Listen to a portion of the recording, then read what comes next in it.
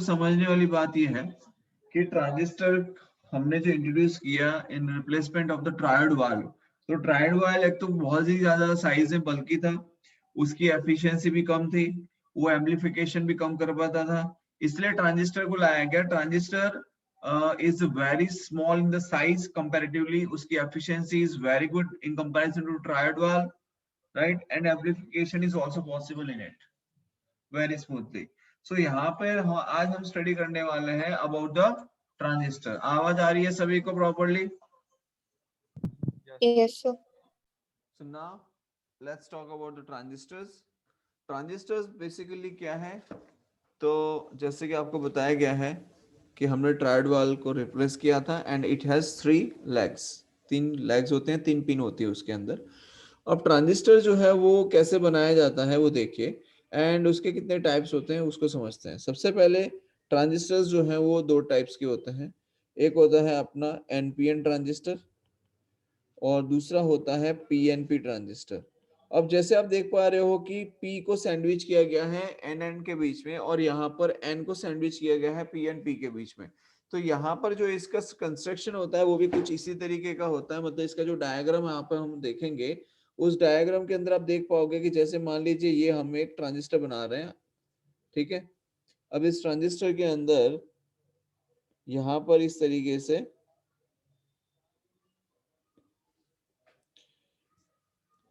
ये इसके साथ 3 पिन होती हैं, 1 2 एंड 3। ये 3 पिन लगी होती हैं यहाँ पर कुछ इस तरीके से, एंड इसे हम लिख सकते हैं एन पी एन, मतलब कि P को सैंडविच किया गया है N के मतलब जो N टाइप सेमीकंडक्टर है उसके बीच में। सिमिलरली अगर हम चाहें तो यहाँ पर हम एक और ट्रांजिस्टर बना सकते हैं जिसका नाम दे सकते हैं आप PNP, मतलब कि ये हो जाएगा P like this is P, this is N and this is P, तो PNP ट्रांजिस्टर। बोलो आई बात समझ में? अब यहाँ पर ये जो हमने लिखा NPN एंड PNP ट्रांजिस्टर, लेकिन ये जो 3 ब्लॉक्स आपको दिखाई दे रहे हैं, ये ब्लॉक्स एक्चुअल में होता क्या है? तो समझिए कि यहाँ पर ये जो है इसे हम कहते हैं एमीटर। जो फर्स्ट, सेकंड और थर्ड ऐसे नाम दे देता हूं। तो ये फर्स्ट है, इसे बेटा हम कहते हैं एमीटर। क्या कहते हैं? एमीटर, ठीक है। एंड आप देख रहे हो कि 1 और 3 इन दोनों का साइज में वेरिएशन है। ये बाय मिस्टेक नहीं बनाया गया, it is intentionally, because emitter का जो साइज होता है एक कलेक्टर के कंपैरिजन में छोटा रखा जाता है। तो emitter is smaller with respect to collector. क्या लिख सकते हैं? Smaller with respect to collector. दूसरी चीज आप यहाँ पर देख सकते हो, ये जो P है यहाँ पर सेंटर में जो है उसे हम कहेंगे बेस, और ये जो है इसे हम कहेंगे कलेक्टर। क्या कहेंगे इसे? इसे कहेंगे कलेक्टर, ठीक है, which is bigger in size, ठीक है। दूसरी चीज डोपिंग की अगर हम बात करें तो एमीटर इज हैवीली डोप्ड। ये जो है इसे कहा जाता है इट्स हैवीली डोप्ड, डोपिंग बहुत ज्यादा की गई होती है।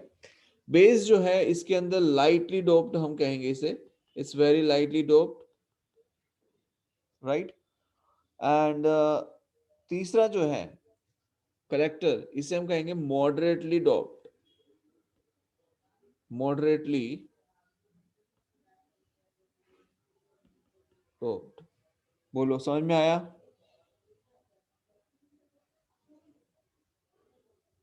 समझ में आया? Yes, sir. Yes sir. ठीक है। Yes sir. अब यहाँ पर आप देखिए, जहां अब हमने लिखा है एमीटर, तो बेसिकली एमीटर करता क्या है? तो it supplies the majority carriers for transistor action. ये जो एमीटर है यहाँ पर भी सिमिलरली मैं बना के बता देता हूँ पहले। 1 2 3, ये बेटा आपका होता है एमीटर, ये है आपका base,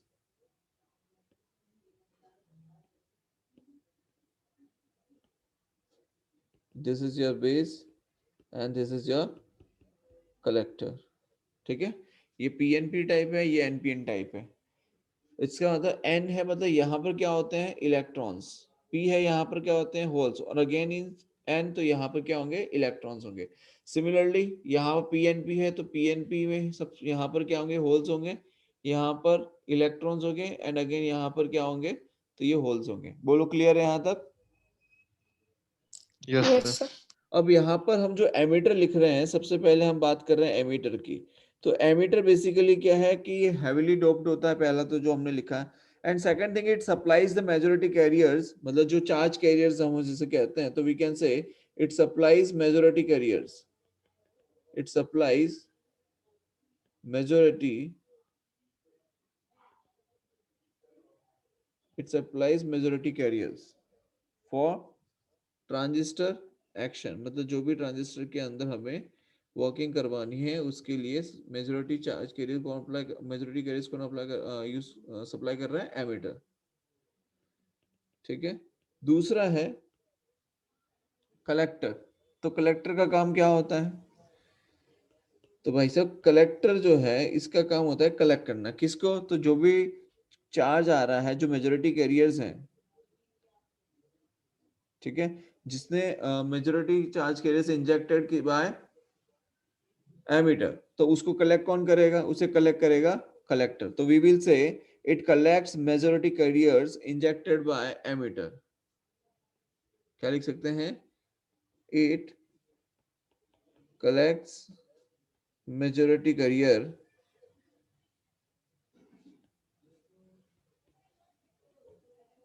it collects majority carrier injected by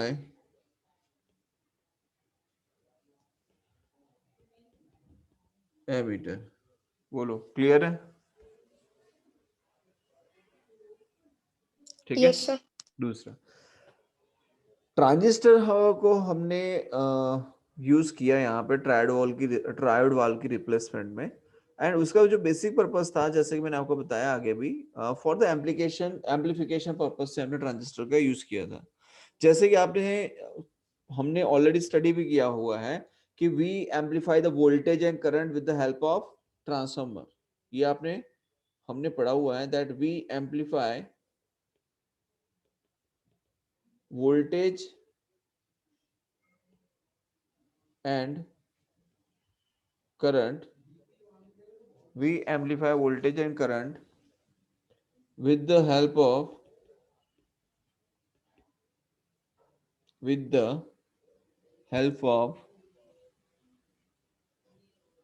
transformer।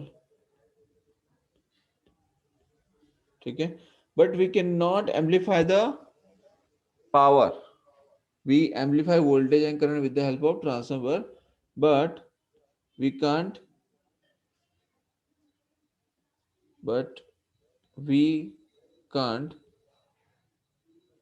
amplify power। ठीक है, we cannot amplify power, so here we can amplify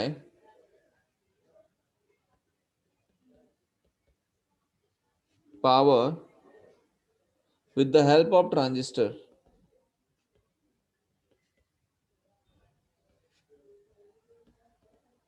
clear है यहां तक? तो यहां पर हम करंट, वोल्टेज एंड पावर तीनों को एम्पलीफाई कर सकते हैं with the help of transistor. Clear है बेटा यहां तक? Yes sir. दूसरी चीज अब यहाँ पर जो ध्यान रखने की है वो ये है कि यहाँ पर हम लोग जिन कॉन्फ़िगरेशंस को आगे स्टडी करेंगे, इसमें जो स्टडी कर रहे हैं कि भाई NPN type transistor and PNP type transistor, there are two types of transistor, but majority times we are using NPN transistor. Why? Because NPN transistor हम लोग ज्यादा इसीलिए यूज करते हैं because number of electrons which are free, so we can say number of free electrons are more in npn transistor, that's why we are majority times हम किसको use करते हैं? एनपीएन ट्रांजिस्टर को ही यूज करते हैं। Clear है ये बात? कई बार एग्जाम में पूछा जाता है कि which is preferable good, NPN और पीएनपी, तो we will go for NPNP. Why? Because number of free electrons are more in NPN transistor. Clear है सभी को ये चीज? Yes sir. दूसरी चीज, अब यहां पर हमने एनपीएन ट्रांजिस्टर की बात की, चलो तो यहाँ पर अगर आपको मेजॉरिटी चार्ज कैरियर्स हैं, उसको अगर आपको क्या करना है, एमिट करवाना है। एमिट करवाना मतलब इंजेक्ट करवाना है। तो उसके लिए हमें क्या करना पड़ेगा कि हमारे पास में जो ये जो जंक्शंस जो हमने कॉन्फ़िगरेशन लेंगे, उस कॉन्फ़िगरेशन के अंदर हमें फॉरवर्ड बायसिंग और रिवर्स बायसिंग ऐसी करनी पड़ेगी कि जिससे कि आपको जो एक्शन लेना है सर्किट पे वो इजीली हो पाए। वो एक्शन के बारे में हम अभी स्टडी करेंगे, लेकिन उससे पहले ये जो मैंने डायग्राम बनाया एनपीएन और पीएनपी ट्रांजिस्टर के, अगर हम इसको सिंबल से रिप्रेजेंट करना चाहें तो सिंबल से हम कैसे रिप्रेजेंट करते हैं, तो वो देखिए। तो सपोज मान लीजिए आपको एनपीएन ट्रांजिस्टर को रिप्रेजेंट करना है, तो आप इस तरीके से रिप्रेजेंट करेंगे।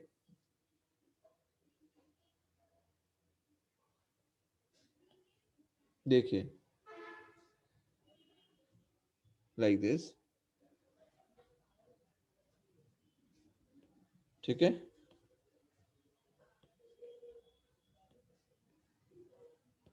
अब यहाँ पर क्या है ये चीज, वो देखिए। अगर यहाँ पर करंट की डायरेक्शन मैंने ये डिनोट कर दी है, ठीक है, तो यहाँ पर इसका मतलब क्या, वो करंट कहाँ से जाता है, पी टू एन की तरफ जाता है करंट, राइट। तो ये हो जाएगा एन पी एन ट्रांजिस्टर। दूसरी चीज, जिस ब्रांच में मतलब जिस लैग पे हम ये करंट की डायरेक्शन को रिप्रेजेंट करते हैं, वो आपका होता है एमीटर। तो ये हो जाएगा आपका बेस और ये हो जाएगा आपका कलेक्टर। आई बात समझ में? अगर यहाँ सर पर वो मैं, एन, हाँ बोलो। वो वाला एन होगा ना, एनपीएन कलेक्टर। सॉरी, हाँ ये एन होगा।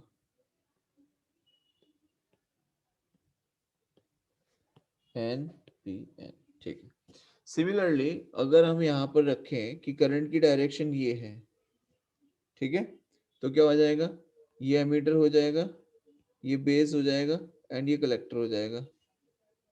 सेकंड थिंग इज दैट कि करंट की डायरेक्शन कहाँ से कहाँ जाएगी, पी टू एन, तो पी एन पी। तो ये हमने सिंबल से रिप्रेजेंट किया है किसे, एनपीएन एंड पीएनपी ट्रांजिस्टर को।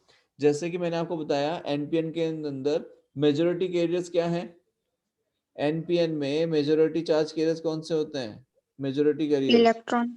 मेजॉरिटी कैरियर्स यहाँ पर हैं इलेक्ट्रॉन्स, ठीक है। एंड पीएनपी के अंदर मेजॉरिटी कैरियर्स कौन से हैं, holes. Holes. Majority carriers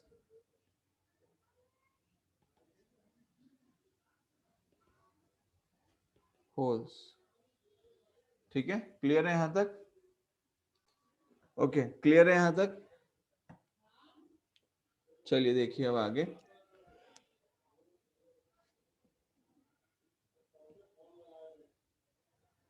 okay, दूसरी चीज आपको बताया गया कि मोबिलिटी ऑफ इलेक्ट्रॉन्स, हम यहाँ पे कहेंगे mobility of electrons are far better than holes, so we prefer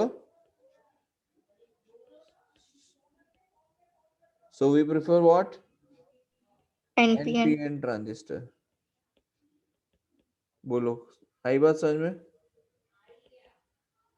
ठीक है, यस। ओके। अब हम समझेंगे आगे types of transistor and it's configuration. तो देखो तीन तरीके की ट्रांजिस्टर्स की कॉन्फ़िगरेशंस होती हैं बेसिकली। एक होता है कॉमन बेस, एक होता है कॉमन एमिटर और एक होता है कॉमन कलेक्टर, ठीक है। तीनों में क्या रहता है वो आपको मैं बता देता हूं, देखिए।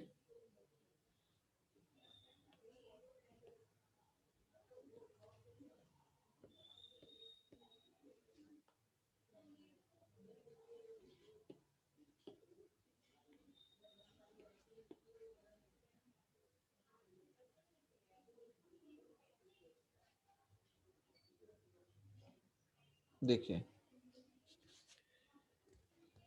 हम लोग यहाँ पर इसे ले लेंगे, आपका ये हो गया आपका एमीटर, ये हो गया आपका बेस और ये हो गया आपका कलेक्टर, ठीक है। तो बेस और एमीटर के बीच में जो इनपुट दिया जाएगा वो ऐसे दिया जाएगा जिससे कि मेजॉरिटी कैरियर्स को हम क्या कर सकें, इंजेक्ट कर सकें, ठीक है। So this will work as an input. ये है आपका NPN ट्रांजिस्टर एंड बेस और कलेक्टर के बीच में we will get आउटपुट. क्या मिलेगा हमें यहाँ पर? आउटपुट मिलेगा. बोलो समझ में आया?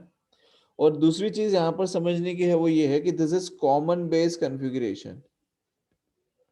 बिकॉज देखिए हमेशा सर्किट को कंप्लीट करने के लिए हमें दो दो टर्मिनल्स की जरूरत होती है, मतलब टोटल 4 टर्मिनल चाहिए. तो यहाँ पर 4 टर्मिनल तो हमारे पास है नहीं. हमारे पास कितने हैं टर्मिनल है? 3. इसका मतलब एक टर्मिनल को हमें क्या करना पड़ेगा? कॉमन करना पड़ेगा. So what we have done, we have taken base as a common. तो यहाँ पर हम इसे कहेंगे common base configuration.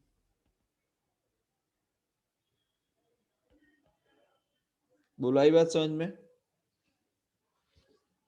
Yes sir. ठीक है, यहां तक कोई दिक्कत है? दूसरा देखिए कॉमन एमीटर कॉन्फ़िगरेशन. अब देखते हैं कॉमन एमीटर कॉन्फ़िगरेशन.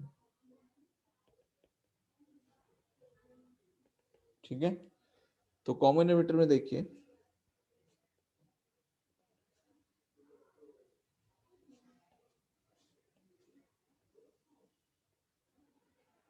भी इस तरीके से हमने लिए.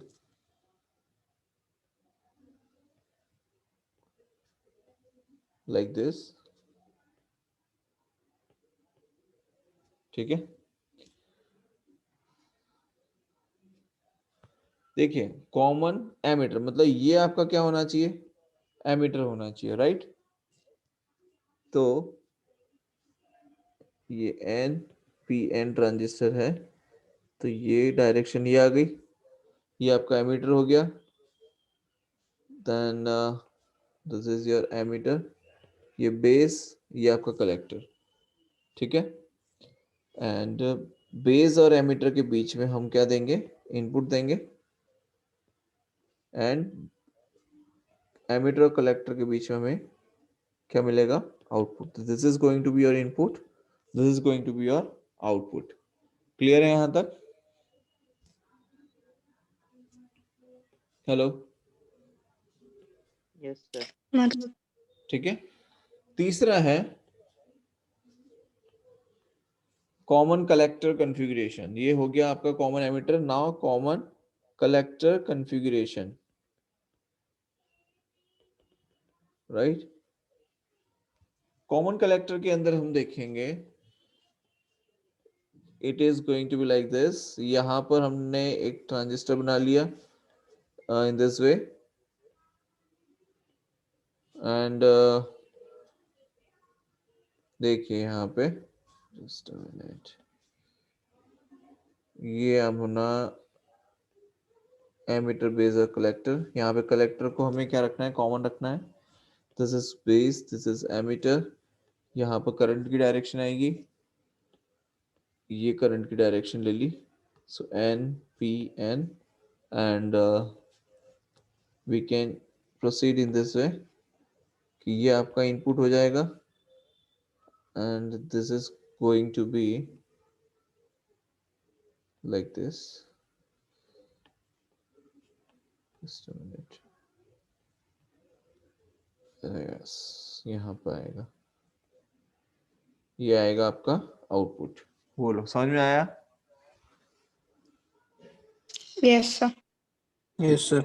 Okay great. तो ये 3 है. अब यहाँ पर समझने वाली बात यह है बेटा कि common ammeter, common base, common ammeter, common collector 3 configuration है. कॉमन कलेक्टर जो है वो हमारे लिए ज्यादा इंपॉर्टेंट रोल प्ले नहीं करती है और हमारे सिलेबस का पार्ट भी नहीं है. नॉर्मली कॉमन कलेक्टर का यूज भी बहुत कम किया जाता है बिकॉज यहाँ पर आउटपुट पे हमें इतना ज्यादा वोल्टेज या हम लोग एम्पलीफिकेशन हमें नहीं मिलता है कॉमन कलेक्टर के केस में. सो यूजुअली हम इसका यूज बहुत ही कम करते हैं. किसका? कॉमन कलेक्टर का. तो मेनली हम लोग जिसका यूज करते हैं वो है कॉमन बेस और कॉमन एमिटर, जिसमें से हमें मेनली स्टडी क्या करना है? कॉमन एमिटर कॉन्फ़िगरेशन को ही स्टडी करना है. बिकॉज हाईएस्ट हम लोग कह सकते हैं कि कॉमन बेस के कंपैरिजन में भी वो यहाँ पर कॉमन एमिटर में voltage amplification, current amplification, power amplification तीनों बेटर रहता है in case of common emitter configuration. तो कॉमन बेस को हम स्टडी तो जरूर करेंगे, उसकी वर्किंग भी हम समझेंगे, but it is not that much used comparative to common emitter. ठीक है, तो पहले हम स्टडी करेंगे कॉमन बेस ट्रांजिस्टर के बारे में, working of a common base transistor, and similarly उसी को समझते हुए हम ये चलेंगे कि कॉमन एमिटर में भी यही ऐसा ही होता होगा, एंड आफ्टर दैट हम लोग कॉमन एमिटर को भी स्टडी करेंगे. So let's start with the working of a common base transistor. फिर एक बार वो कॉमन कलेक्टर वाली स्लाइड करो. हाँ, ये रही.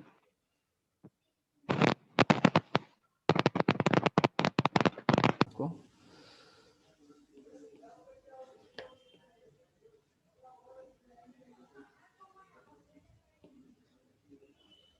इसमें ये N, ये P और ये N ट्रांजिस्टर है आपका, and as we all know that ये आपका एमीटर हो जाता है, ये आपका बेस हो जाता है, and this is your collector.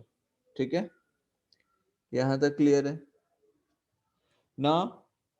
इसे हम कैसे कनेक्ट करते हैं कि ये हमने कनेक्ट किया, तो यहाँ पर हम एक बैटरी कनेक्ट करते हैं. यहाँ पर इस बैटरी का नाम हमने दिया है VEE. VEE. अब आप देखो ये N टर्मिनल है, तो मैंने इसे नेगेटिव टर्मिनल के साथ कनेक्ट किया है because we want it in a forward bias condition. तभी ये एमीटर से जो मेजॉरिटी चार्ज कैरियर्स हैं वो कहाँ जाएंगे, आगे की तरफ मूव करेंगे. बिकॉज N है तो यहाँ पर क्या होंगे, इलेक्ट्रॉन्स होंगे, राइट? यहाँ पर क्या होंगे, इलेक्ट्रॉन्स. बात आ रही है समझ में?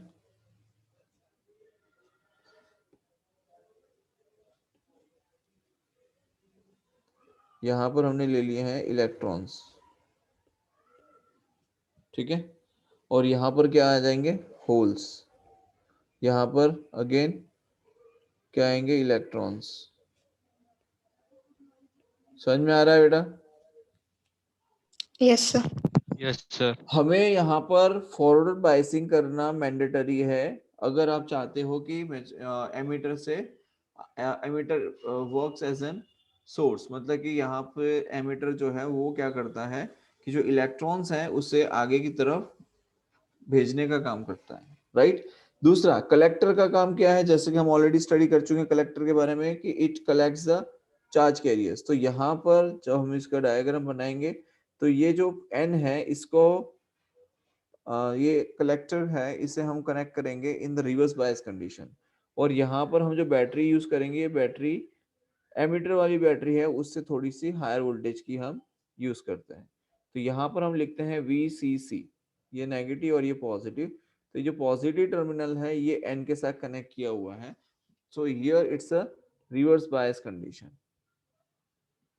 अब दूसरी चीज जो समझनी है वो ये है कि जब हम यहाँ पर आउटपुट लेंगे तो आउटपुट किसके अक्रॉस लेते हैं, तो आउटपुट लेते हैं हम किसी लोड के अक्रॉस.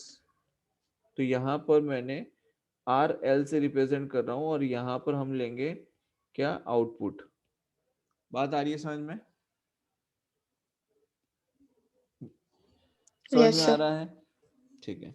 और ये जो फॉरवर्ड बायस है, फॉरवर्ड बायस में जो रेजिस्टेंस होता है वो क्या होता है, कम होता है कंपैरेटिवली, और आउटपुट पे जो रेजिस्टेंस होता है वो क्या होता है, ज्यादा होता है.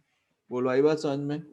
अच्छा, अब यहाँ पर देखो कि पहले मान लो इनिशियली यहाँ पर जो स्विच था, सपोज ये जो स्विच है ये ओपन था, तो जब आप इस स्विच को क्लोज करते हैं, स्विच को क्लोज करने की वजह से क्या होता है कि ये फॉरवर्ड बायस कंडीशन में आ जाता है आपका, ठीक है. उसकी वजह से यहाँ पर ये जो इलेक्ट्रॉन्स हैं, ये इलेक्ट्रॉन्स कहाँ आगे की तरफ मूव करना शुरू करते हैं. अब होता क्या है कि यहाँ पर जो होल्स हैं पी के अंदर, वो होल्स कुछ होल्स तो भर जाते हैं, लेकिन अब आप देख सकते हो कि यहाँ पर जितने भी इलेक्ट्रॉन्स हैं, definitely electrons are majority carriers, मतलब मेजॉरिटी इलेक्ट्रॉन्स हैं. तो यहाँ पर जो होल्स है वो तो बहुत ही कम है बिकॉज इट्स वेरी स्मॉल, ठीक है. यहाँ पर जो स्पेस है वो बहुत ही कम है, तो यहाँ पर नंबर ऑफ होल्स जो है वो भी कंपैरेटिवली बहुत ही कम है. तो जो होल्स थे वो तो कुछ होल्स जो है वो भर जाते हैं बिकॉज वहाँ पे रिकॉम्बिनेशन हो जाता है इलेक्ट्रॉन होल्स का. लेकिन मेजोरिटी ऑफ कैरियर्स जो है वो आगे की तरफ कहाँ चले, मेजोरिटी ऑफ इलेक्ट्रॉन्स जो है वो क्या हो जाते हैं, आगे की तरफ चले जाते हैं. मतलब कहाँ चले जाते हैं, कलेक्टर की तरफ जाते हैं. दूसरी एक चीज यहाँ पर ये भी होती है कि ये यहाँ पर ज्यादा देर तक होल्ड भी नहीं रह पाता है पी टाइप के अंदर, बिकॉज यहाँ पर आप देख सकते हो कि कलेक्टर जो है यहाँ पर हमने क्या लिया हुआ है, पॉजिटिव टर्मिनल लिया हुआ है, राइट? तो पॉजिटिव टर्मिनल की वजह से यहाँ पर जो हमने बैटरी कनेक्ट की हुई है वो भी उसे क्या करता है, इलेक्ट्रॉन्स को अपनी तरफ फैच करेगा, अट्रैक्ट कर रहा होगा, राइट? तो इसकी वजह से इलेक्ट्रॉन जो है वो ज्यादा जल्दी यहाँ से बाहर आ जाते हैं, मतलब ये जो P है उसके अंदर ज्यादा देर तक वो होल्ड पे नहीं रह पाते हैं। बोलो यहाँ तक समझ में आया? Yes sir. तो यहाँ पर हम ये कह सकते हैं कि only 5% of electrons and holes get recombined in the base region. ये जो बेस रीजन हमने लिया है, इस बेस रीजन के लिए हम लिख सकते हैं first thing that only 5% electrons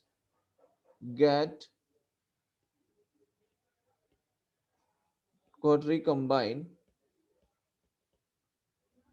in base region। तो इसके रीजन क्या क्या है? तो रीजन है base region is lightly doped, पहली चीज। Second is region is very thin, so electrons move towards collector region due to the inertia. तीसरा है बेस कलेक्टर, मतलब ये जो है ये आपका बेस और ये आपका कलेक्टर, ये इसको हमने रिवर्स बायस कंडीशन में रखा हुआ है। So it will attract electrons towards the collector side and 95% electrons move towards the collector side। Second statement अगर हम लिखना चाहें तो क्या लिख सकते हैं कि the 95% electrons move towards collector side। बोलो यहां तक क्लियर है? अब आप सोचो यस सर। यहाँ पर क्या होगा कि ये मेजोरिटी ऑफ इलेक्ट्रॉन्स जो थे वो यहाँ से निकल के यहाँ आ गए इलेक्ट्रॉन्स, तो राइट एन में से निकल के दूसरे मतलब एमिटर से निकल के कहाँ चले गए? कलेक्टर में। अब होगा क्या कि यहाँ पर इस रीजन में, मतलब ये जो पार्ट है इस पार्ट के अंदर, एमिटर वाले पार्ट के अंदर जो इलेक्ट्रॉन्स थे उसकी डेफिशिएंसी होने लगेगी, बिकॉज सारे इलेक्ट्रॉन्स कहाँ चले जा रहे हैं? कलेक्टर के पास में। तो जब कलेक्टर के पास में ये इलेक्ट्रॉन्स जा रहे हैं तो हो क्या रहा है कि बेटा आप यहाँ पे देख सकते हो कि बैटरी के थ्रू हमने इसे कनेक्ट किया हुआ है, राइट। तो यहाँ से जो इलेक्ट्रॉन है नेगेटिव टर्मिनल ही है, ये क्या अपना नेगेटिव टर्मिनल है जो एन के साथ कनेक्ट है। तो यहाँ से क्या होता है कि नंबर ऑफ इलेक्ट्रॉन जो है वो इस तरफ मूव करते हैं और यहाँ पे जो डेफिशिएंसी होती है उस डेफिशिएंसी को फुलफिल करने का काम करता है, right. And due to this flow of electrons we can see कि अगर इलेक्ट्रॉन्स इस डायरेक्शन में जा रहे हैं तो we are getting the current in this direction. तो यहाँ पर हमें करंट मिलता है IE। कौन सा करंट मिलता है? IE। क्लियर है यहाँ तक? Yes sir. Yes sir.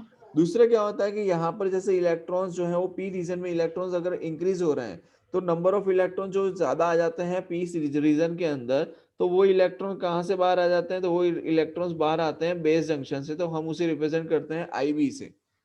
किससे रिप्रेजेंट करते हैं? IB। तो सॉरी इसकी डायरेक्शन मैंने जस्ट अ मिनट।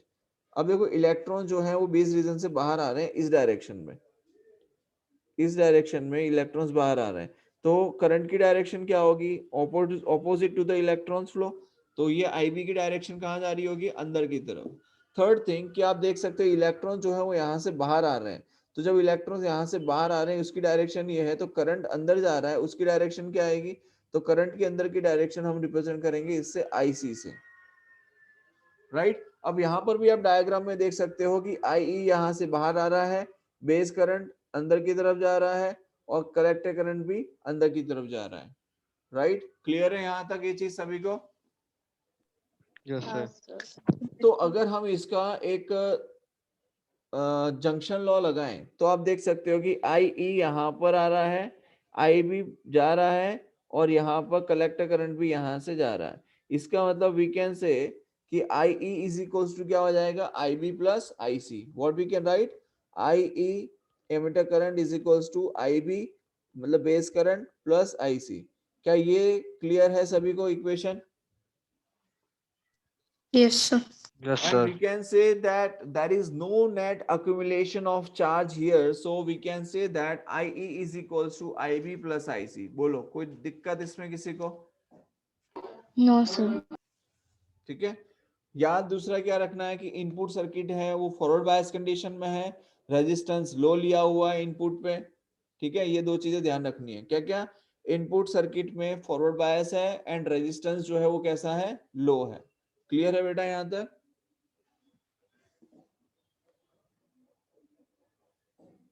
दूसरा, अब यहाँ पर अगर हम ये कहें कि इफ लोड रेजिस्टेंस मतलब कि RL, if load resistance is greater, अगर लोड रेजिस्टेंस ज्यादा बड़ा होगा तो हमें आउटपुट वोल्टेज भी क्या मिलेगा? So we will get larger output voltage. बोलो, आई बात समझ में? And if you increase the load it will be much larger. अगर आप लोड को इंक्रीज करोगे तो क्या, जैसे क्या होगा कि जो लोड रहे, समझिए यहाँ पर ये लोड रजिस्टर है, यहाँ पर हम ले रहे हैं, ठीक है, या यहाँ पे हमने RL से भी रिप्रेजेंट किया हुआ है। तो जितना ज्यादा लोड रेजिस्टेंस होगा उतना ही ज्यादा आउटपुट होगा वोल्टेज। तो इस तरीके से हम ये कह सकते हैं कि we can provide a voltage amplification, right? So here we can say, so here we can provide voltage amplification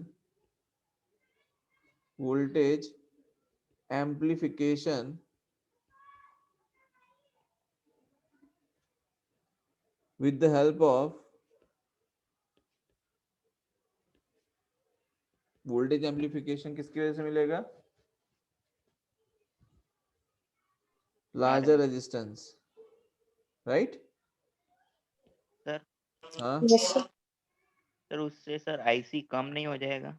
बिल्कुल होगा ना, बिल्कुल होगा। और सर आईसी, आईबी पे फर्क पड़ेगा सर? हाँ पड़ेगा, मैं बताता हूँ, अभी वो भी बता ही रहा हूँ, करंट एम्पलीफिकेशन के बारे में बता ही रहा हूँ। तो उस यहाँ पर क्या हो रहा है कि आईसी जो है वो आईई से एक छोटा है, collector current is less then emitter current, ठीक है। तो यहाँ पर हमें कहेंगे करंट एम्पलीफिकेशन जो है यहाँ पर क्या रहेगा? So here we can say because of this current amplification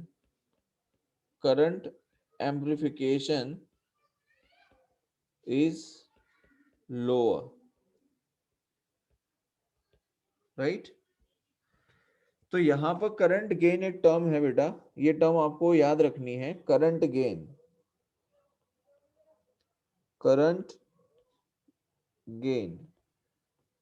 current gain को हम रिप्रेजेंट करते हैं अल्फा से, ठीक है, और ये होता है alpha is equals to output current by input current. अब आउटपुट करंट जो है उसके लिए हम क्या लिख सकते हैं? तो we can write alpha is equals to IC by IE, because output current क्या लिया है? IC लिया है, और हमने क्या लिया है? तो IE लिया है। बोलो यहाँ तक क्लियर है? यस और नो? हाँ सर। दूसरा है यहाँ पर कि अल्फा की जो वैल्यू है वो लेस देन 1 है।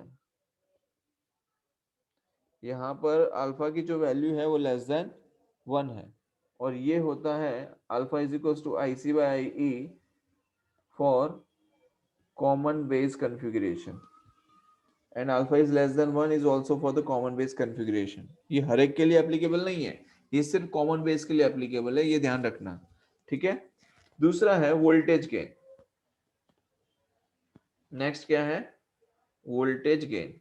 तो वोल्टेज गेन को हम रिप्रेजेंट करेंगे AV से, राइट? एंड वोल्टेज गेन को हम लिख सकते हैं V आउट बाय V इन, मतलब output voltage by input voltage. तो आउटपुट वोल्टेज क्या हो जाएगा?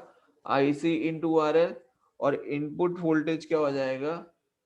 IE इंटू R इन, ठीक है।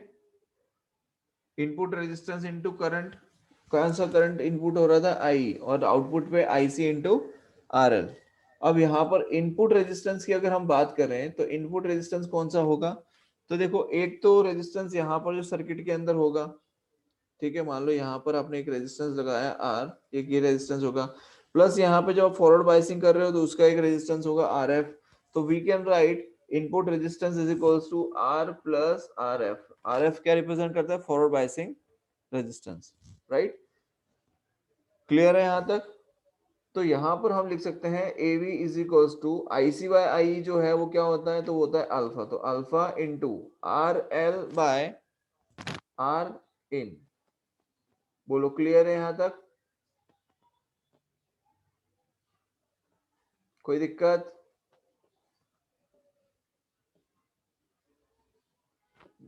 कोई No, sir. समस्या है क्या किसी को भाई? ठीक है, and here AB is greater than 1, voltage gain is greater than 1.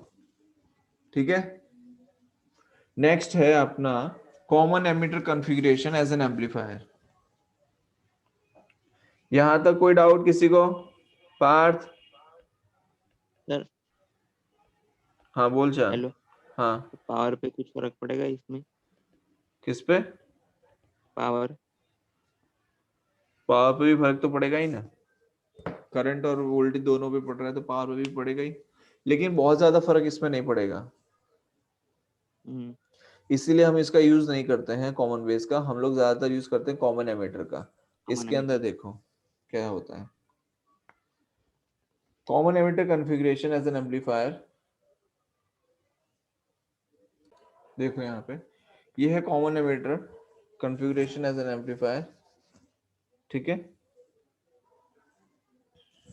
अब यहाँ पर देख सकते हो आप, हमने जो ट्रांजिस्टर लिया है, इस ट्रांजिस्टर के अंदर हमने कौन सा ट्रांजिस्टर लिया है, तो NPN ट्रांजिस्टर लिया है। एमीटर को हमने क्या किया है, कॉमन लिया हुआ है, उसको अर्थ किया हुआ है। देन यहाँ पर VBB इनपुट वोल्टेज दिया हुआ है, ये फॉरवर्ड बायसिंग कंडीशन है, यहाँ पर रिवर्स बायसिंग कंडीशन है। आप देखो ये जो P टर्मिनल है, इस P टर्मिनल को हमने पॉजिटिव के साथ कनेक्ट किया हुआ है, और यहाँ पर ये जो नेगेटिव टर्मिनल है, इस नेगेटिव टर्मिनल को पॉजिटिव के साथ कनेक्ट किया, मतलब ये रिवर्स बायसिंग हो गया। यहाँ तक क्लियर है सभी को? Yes. ठीक है, तो forward biasing reverse biasing clear है सभी को? तो ये हो गया आपका फॉरवर्ड बायसिंग, ये हो गया आपका रिवर्स बायसिंग, राइट। अब यहाँ पर जो इनपुट करंट है, इनपुट करंट क्या है, तो we can write that IB is your input current. IB क्या है आपका? इनपुट करंट है। एंड IC क्या है आपका? आउटपुट करंट है। बोलो आई बात समझ में?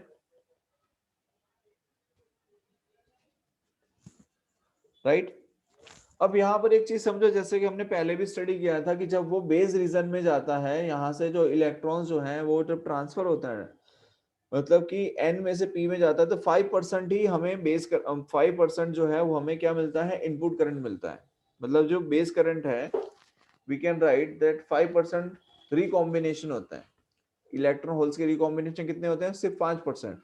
बाकी के 95% कहाँ चले जाते हैं? कलेक्टर में चले जाते हैं। तो वी कैन राइट कि 5% of IE and collector current जो है वो कितना होता है? 95% ऑफ IE। इसका मतलब ये जो बेस करंट होगा ये हो जाएगा 0.05 टाइम्स ऑफ एमिटर करंट, और ये हो जाएगा 0.95 टाइम्स ऑफ एमिटर करंट। बोलो क्लियर है यहाँ तक? Yes, sir. दूसरी चीज यहाँ पर करंट गेन को अगर हम समझें,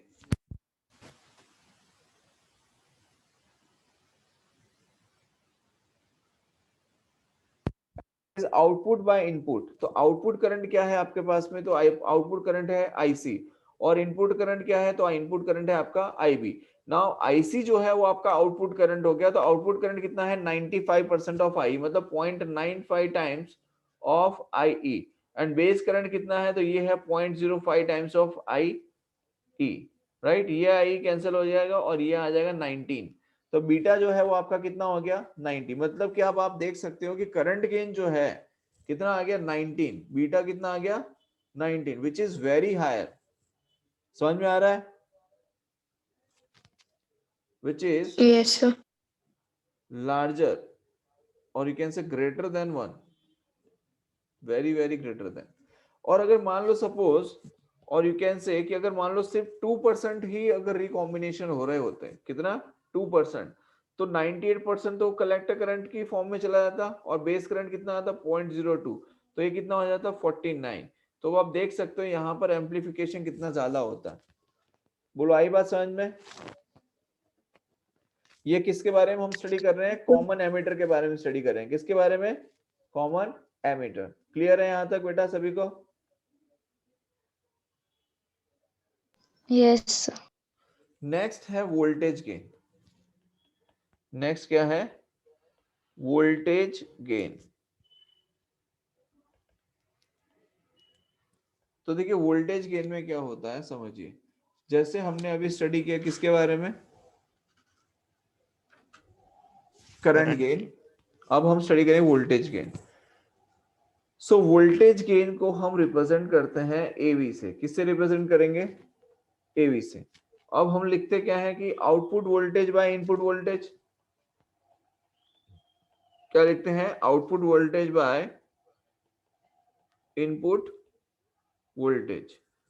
तो आउटपुट वोल्टेज जो है वो आपका क्या हो जाएगा, तो आउटपुट वोल्टेज हो जाएगा IC into R output by input current क्या है आपका IB और वोल्टेज आर इन, ठीक है। तो IC बाय IB क्या होता है, तो ये होता है आपका बीटा, क्या होता है आपका current gain बीटा। तो ये हो जाएगा beta. आर आउट मतलब output resistance by input resistance. तो ये हमारे पास में क्या आ गया बेटा, वोल्टेज गेन आ गया। बोलो क्लियर है। Yes sir. यहाँ पर एक चीज जो ध्यान रखनी है वो ये है कि इनपुट रेजिस्टेंस जो है R input it is less और आउटपुट रेजिस्टेंस जो है इट इज लार्जर, ये ध्यान रखना है, ठीक है। अब हम बात करें अगर पावर गेन की, किसकी बात करें, power gain. So power gain can be represented by AP। अब पावर गेन होता क्या है, तो we can write it's current gain into voltage gain. क्या होता है, current gain into voltage gain. तो करंट गेन को हम रिप्रेजेंट करते हैं किससे, बीटा से, और वोल्टेज गेन को हम रिप्रेजेंट करते हैं किससे, AV से, राइट। तो अब देखिए AV जो है वो कितना है हमारे पास में, AV है beta into R output by input, तो beta into output resistance by input resistance. तो पावर गेन कितना आ जाएगा, तो पावर गेन आ जाएगा beta square into R output voltage by R input, sorry in output resistance by input resistance. बोलो यहां तक क्लियर है। यहां तक किसी को कोई डाउट हो तो बताओ, यहां तक किसी को कोई डाउट है तो बताओ। अब यहां पर हमने स्टडी किया पावर गेन, राइट। अब यहां पर देखो एक चीज और बता दो, ये जो करंट गेन की बेटा हम बात कर रहे हैं ये DC करंट गेन है। कैसा है ये, DC करंट गेन है, राइट। तो AC करंट गेन क्या होता है, तो समझिए AC current gain is also represented in this way. AC current gain को हम लिखते हैं beta is equals to delta IC by delta IB। क्या लिखते हैं, delta IC by delta IB, ये होता है AC करंट गेन, राइट। अच्छा दूसरा, अगर आपसे कोई रिलेशन कहा पूछा जाए तो relation between alpha and beta, suppose relation निकालना है, relation between alpha and beta, तो कैसे होगा देखो। सो वी नो दैट कि बीटा की जो वैल्यू है बेटा वो क्या आई, IC बाय IB आई है, यस और नो। बीटा की वैल्यू कितनी आई है, IC बाय IB। स्मिथ समझ में आ रहा है, Smith, Yes, sir. Yes, sir. कल्प, Yes, नीर, sir. Yes, sir. खुशी, Yes, sir. काव्या,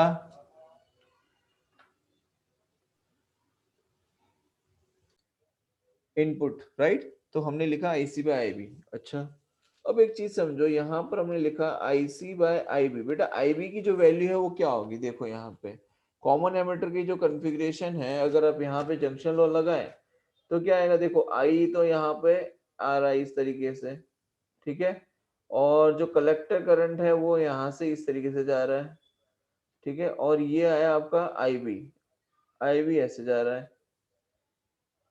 ठीक है। तो हम क्या कह सकते हैं,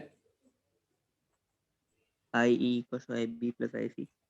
IE is equals to IE equals to क्या हो जाएगा, IB प्लस IC, राइट, यही लिख सकते हैं। Yes sir. तो IB इज इक्वल टू हम क्या लिख सकते हैं, IE माइनस IC, क्या लिख सकते हैं, IE माइनस IC। बोलो आया समझ में? हाँ सर। अब एक यस काम करो, divide it with by IE, divide it by IE, तो क्या हो जाएगा देखो, IC बाय IE बाय, यहाँ भी IE by IE minus IC by IE, ठीक है। तो अब हम देखें तो क्या हो जाएगा, IC बाय IE क्या होता है, क्या IC बाय IE अल्फा होता है, हाँ सर। Yes sir. और हाँ, IE बाय IB 1 हो जाएगा माइनस अल्फा। तो हमारे पास में जो इक्वेशन बनी वो ऐसी बनी कि beta is equals to alpha by 1 minus alpha. बोलो आई बात समझ में? Yes sir. यहाँ तो कोई डाउट है किसी को? अब यहाँ पर अगर मान लो कि अल्फा की value, if alpha is equals to 0.9, अगर अल्फा की वैल्यू 0.9 गिवन है तो बीटा कितना हो जाता है, तो देखो तो बीटा आ जाएगा अल्फा बाय 1 माइनस अल्फा। तो अल्फा की वैल्यू है 0.9 डिवाइड बाय 1 माइनस 0.9, तो 0.9 बाय 0.1, तो ये हो जाएगा 9। तो बीटा की वैल्यू कितनी आ जाएगी, बीटा की वैल्यू आ गई 9। बोलो समझ में आया? Yes sir. Yes sir. तो यहाँ पर हम ये कह सकते हैं कि current amplification is higher in common emitter than common base transistor configuration. बोलो समझ में आया? यहाँ पर हम क्या कह सकते हैं, that current amplification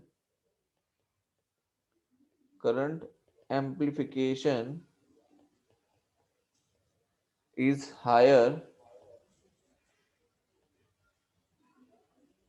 in common emitter than common base transistor। बोलो समझ में आ गया? Yes sir. ठीक है।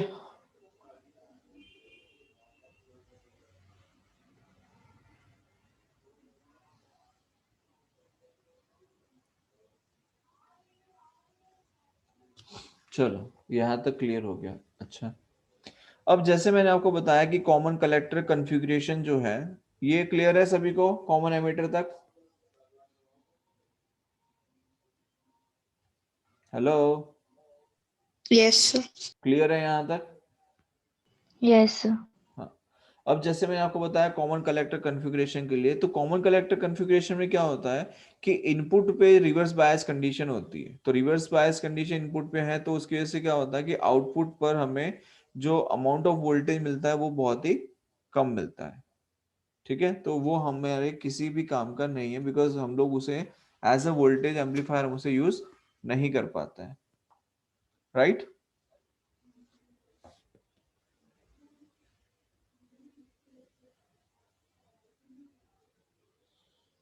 चलो एक क्वेश्चन देखो,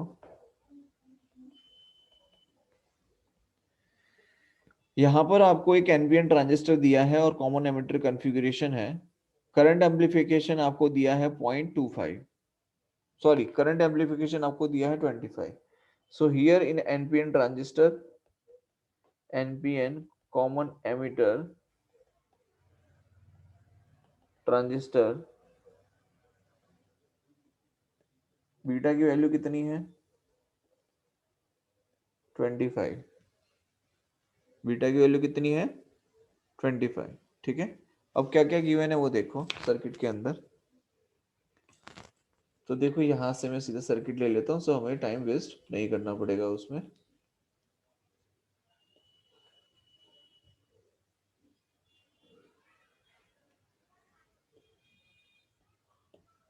चलो देखो ये सर्किट है। अब इस सर्किट में गिवन है इंटरनल रेजिस्टेंस, जो फॉरवर्ड बायसिंग में इंटरनल रेजिस्टेंस गिवन है वो गिवन है आपको 200 ओम। ठीक है, एंड यहाँ पर जो लोड लिया हुआ है 800 ओम का, तो आर एल रेजिस्टेंस और लोड रेजिस्टेंस की वैल्यू है 800 ओम।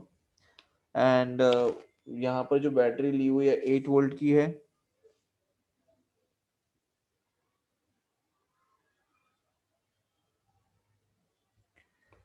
एंड लोड के अक्रॉस हमें जो वोल्टेज मिल रहा है वो वोल्टेज की वैल्यू है 0.8 वोल्ट। यहाँ पर जो लोड है इसके अक्रॉस जो वोल्टेज मिल रहा है वो मिल रहा है 0.8 वोल्ट। ठीक है,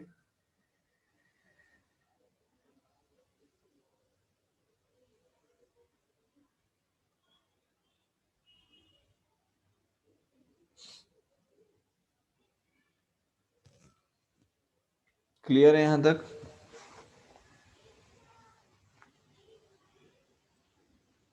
अच्छा, अब सबसे पहले आपको निकालना क्या है, इसमें आपको निकालना है VCE की वैल्यू। अब VCE की वैल्यू का मतलब क्या होता है कि ये कलेक्टर और एमीटर इसके बीच में हमें VCE मिलता है। कलेक्टर और एमीटर के बीच में क्या मिलता है हमें? VCE, मतलब कि voltage across collector and emitter. तो ये वैल्यू हमें निकालने के लिए हम लिखते हैं VCE इक्वल्स टू, हमारे पास में ये कितना है VCC minus collector current into load across the register, या लोड रेजिस्टेंस। ठीक है, तो ये इक्वेशन हमारे पास में है VCE equals to VCC minus IC into RL। अब VCC की वैल्यू कितनी है, तो वो आपको गिवन है 8 volt minus collector current IC into RL। तो यहाँ पे देखो ये जो रेजिस्टेंस हमने लिया है, जिससे हम यहाँ पर ये जो रेजिस्टर हमने लिया है आउटपुट पे, इसके अक्रॉस हमें कितना मिल रहा है? 0.8 वोल्ट मिल रहा है। तो यहाँ पर इसके अक्रॉस पे जो मिल रहा है वो क्या होना चाहिए थी, बिकॉज कलेक्टर करंट इसी में से पास हो रहा है और लोड रेजिस्टेंस ये है, तो IC इंटू RL का प्रोडक्ट ही आपका 0.8 वोल्ट हो गया, राइट? तो ये IC इंटू RL क्या होगा? It is 0.8 volt. तो कॉमन कलेक्टर और एमीटर के बीच में हमें जो वोल्टेज मिल रहा है वो है 7.2 वोल्ट। बोलो, समझ में आया? VC की वैल्यू 7 पॉइंट कितनी है? 7.2 वोल्ट। यहां तक कोई डाउट है किसी को?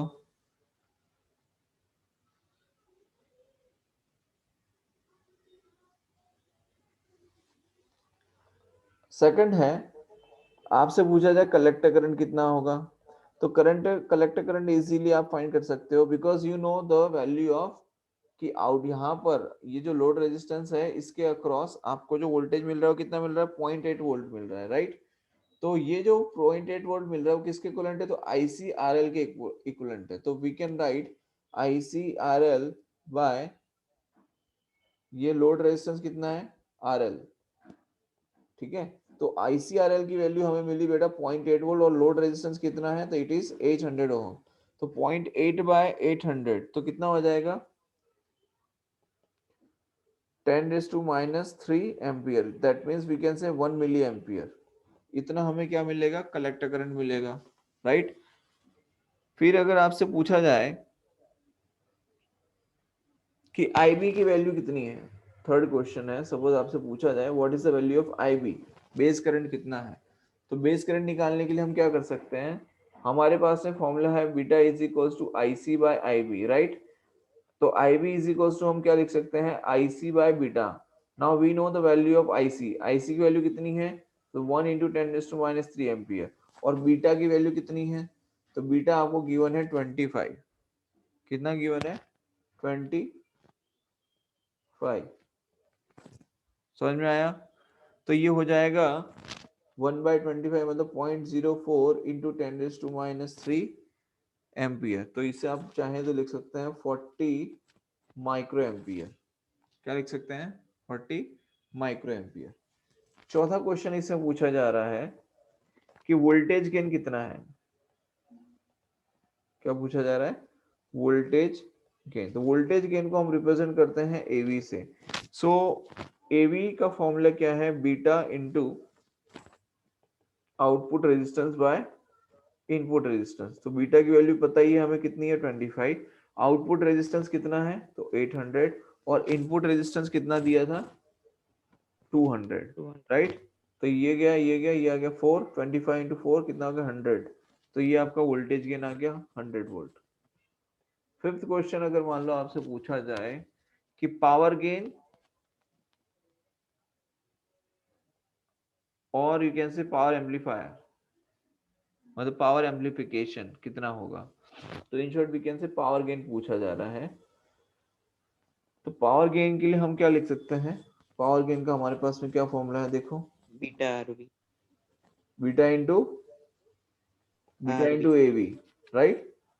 हाँ एवी मतलब एवी, हाँ, तो ये हो जाएगा बीटा इंटू वोल्टेज गेन। तो बीटा की वैल्यू कितनी है 25 और वोल्टेज गेन कितना है 100, तो कितना आ जाएगा 2500 वॉट। ये क्या आ गया आपका पावर गेन आ गया। बोलो आई बात समझ में। Yes sir. तो यहां तक किसी को कोई डाउट है?